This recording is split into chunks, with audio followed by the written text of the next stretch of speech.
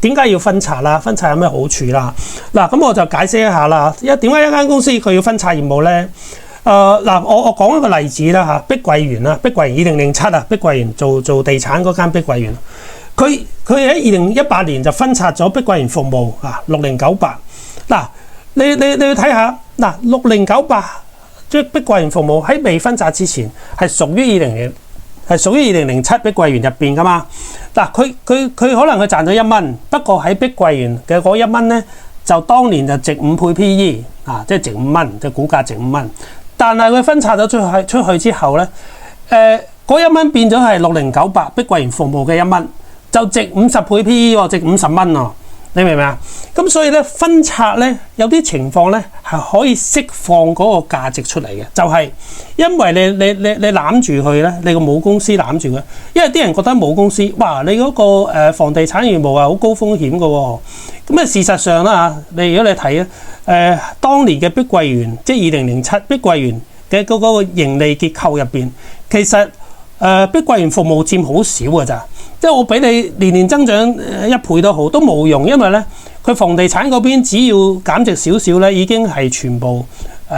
抵消晒你碧桂園服務賺嘅錢㗎啦。咁所以如果你碧桂園服務係黐住 under 喺呢個碧桂園入邊嘅話咧，你嘅估值係唔會得到體現出嚟嘅。喺呢種情況之下，如果你將佢分拆咗出去，咁咧碧桂園服務嘅價值，我講緊當年嚇，就會大放異彩，就會得到佢應有嘅價值，就係值50-60倍 PE 咯。如果你唔分拆嘅，你仍然 keep 住喺2007嘅，咪值5倍 PE 咯。嗱，呢個咧就係點解分拆有時分拆會有價值啦。呢個講第一樣，第二樣咧就係點樣分拆對。咁你分拆咗，可能係對於碧桂園服務有利啫喎，對於碧桂園